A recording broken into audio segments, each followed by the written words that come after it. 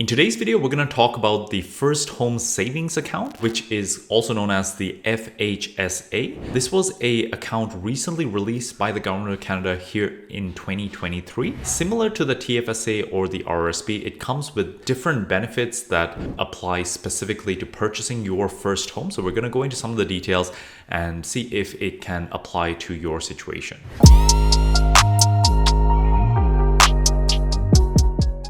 If you're new to my channel, my name is Koukun and I'm a realtor here in the Niagara region. If you're interested in booking a quick 15-minute call to discuss your situation to see if the FHSA fits what you're looking for, or if you have any other real estate question or inquiry, feel free to book a 15-minute call using the link in the description below. All right, let's get into it.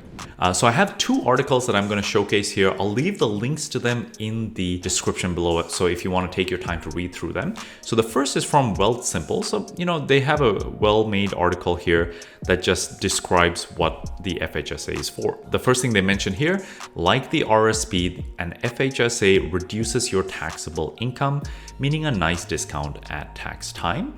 So similar to an RSP, if you contribute, whatever you contribute into this account is deducted from your income for that year, saving you the taxes that you would have paid that year. So typically when you make an RSP contribution, if your income has deductions from your employer, you usually get a refund, similar type of concept. The next point is that it keeps the gains tax-free. So what they say is, like the TFSA, the growth in the investments, including dividends, can be withdrawn tax-free when used towards your first home, and you don't have to pay it back. Now, this is where it actually differs from the RSP home buyers plan. I actually used the home buyers plan when my wife and I purchased the home that we're living in now, but we have to pay back 1/15 of it after the first year for the following 15 years. So essentially paying back what we've taken out. The FHSA doesn't have that requirement. And finally, they mentioned if you don't end up buying a home, you can transfer the money into your RSP without affecting your RSP contribution room. So that's actually a nice benefit. If you're someone who maxes out your RSP every year, you can almost use this as a way to top up your RSP contributions, but it would only apply if you're the rare person who maxes out your RSP and doesn't own a home. So if that's you, this is something to consider. So get to know the FHSA. So the yearly contribution limit is $8,000 and you can put a maximum of $40,000. So essentially over 5 years, you can put $8,000 per year. If you don't contribute in the first year, that's transferred over to the second year. So the second year you can put $16,000, but it's kind of capped at $16,000. So you can only kind of roll it over for one single year. After that, you have to wait another year before you can contribute another $8,000. So essentially it allows you to contribute the $40,000 in as little as 4 years, but not any less than that. And once you open the account, you have to use the funds within 15 years from the date that you open the account. Who qualifies? If you're a Canadian resident, 18 to 71, and this is a key point, who didn't live in a home that you or your spouse owned in the last 4 years. So you actually can use this even if you own a property that you didn't live in for the last 4 years. There's something similar to this with the RSP homebuyers plan that my wife and I really were able to take advantage of. If you know my story, I've owned real estate now for close to a decade, but the last property that I lived in was over 4 years before we purchased this home. So I owned a student rental. My brother and I lived in 2 of the bedrooms. That was kind of my first home purchase, right? After that, I moved out here in the Niagara region. I rented, a home and an apartment. So I was living in rentals. I had lease agreements to show for it. There was a period of 4 years. And then my wife and I went to purchase our first home. Now, I didn't qualify for the home buyers plan because I owned other real estate. But my wife, because she didn't live with me in that previous home, she only lived with me in the rental accommodations. She was able to use the home buyers plan under her name to purchase this particular property. And the same would apply with the FHSA. So you can own a property, but there has to be 4 years since you've moved out. Maybe you've rented it out and you're not living there, and you can use the FHSA. But you cannot use the FHSA to purchase an investment property. Obviously, that's not your first home if it's an investment property. So it is truly for a primary residence. Now, similar to the RSP and the TFSA, how you invest it is up to you. So you can put it into something like Wealthsimple here, where they have their, predetermined ETFs. You can put it into a self-directed account where you can choose stocks, bonds, index funds.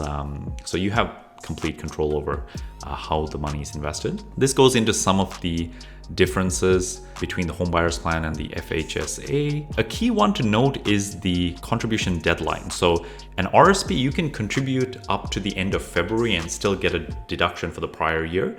For the FHSA, you have to contribute before December 31st. So something to keep in mind, especially as we come up to the end of the year here. If you want to use the $8,000 for this year, you have to contribute this year. But keep in mind, this is the first year it's been around. So if you wait till next year, you can put in $16,000 into the next year. No government benefits are impacted because the withdrawal is a tax-free withdrawal.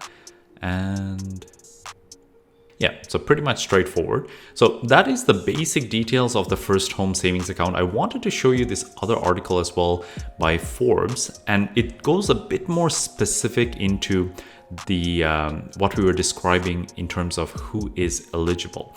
So you must not have owned a real property solely or jointly with a spouse or common law partner within the last 4 years. So I have actually talked to some clients where this was kind of their situation, especially when it comes to common law, right? So you may already own a property, you then, get into a relationship, your new spouse moves in with you, you haven't got married yet, there's nothing sort of on paper per se, but you're living together. If you are considered common law, so I believe the rule is you have to live together for over a year. And at that point, if you then decide to go purchase a home together, your spouse cannot qualify for the FHSA because they've lived in a home with you that you own, right? So something to keep in mind, just because you don't own a property doesn't mean you qualify. You must not have lived in a property where a common law spouse owned it either. So just something to keep in mind there. Otherwise, why should I consider it? I guess to summarize, the key point is you get the benefit of a tax deduction when you contribute, and you get the tax-free withdrawal like a TFSA. So it's like an RSP when you contribute, it's like a TFSA when you take it out. I would say you should really focus on this if you are in a higher income tax bracket. Really, it makes sense when you're starting to make, over $70,000 to $100,000, your income tax bracket gets to that 30, 40, maybe even 50% once you're really high up there. But I assume if you're buying your first home, typically you're not in the highest tax bracket. But if you can get to that point where, say you're making $100,000, your marginal tax rate is anywhere between 30 to 40%. Marginal meaning the top tax rate. And that is the savings you get when you contribute into an FHSA, similar to a RSP. If you're in that situation, this is where these kind of programs can really benefit you. The other thing to keep in mind is you can actually do both an FHSA and a RSP homebuyers plan.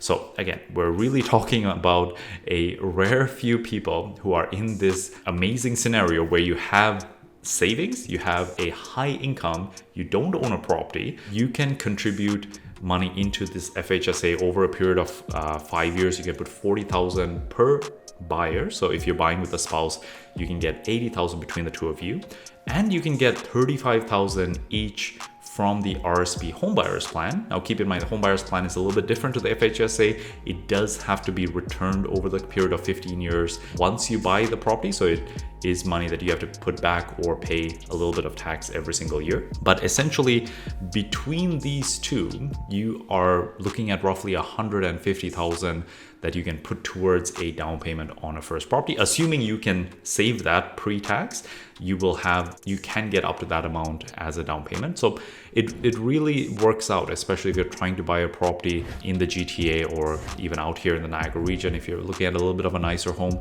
you could be spending anywhere from $500,000 to $800,000. Being able to put up to 20% down can really help you in terms of reducing your mortgage amount, having a lower monthly payment, having a longer amortization. So there are some benefits if you can put together a bit of a bigger down payment, and yeah, definitely something to consider if you're thinking about buying your first home, but you're not quite ready yet. Especially the earlier you are in this process, you have more time to, take your savings, contribute, get the tax refunds. I would even suggest, take that tax refund and contribute it as well, so that you save both the tax and the initial savings, if you're in a position where you can do that. And this way it snowballs and you have as much saved as possible that you can put towards your first home purchase. Hope you found this helpful. If you have any questions, feel free to comment below.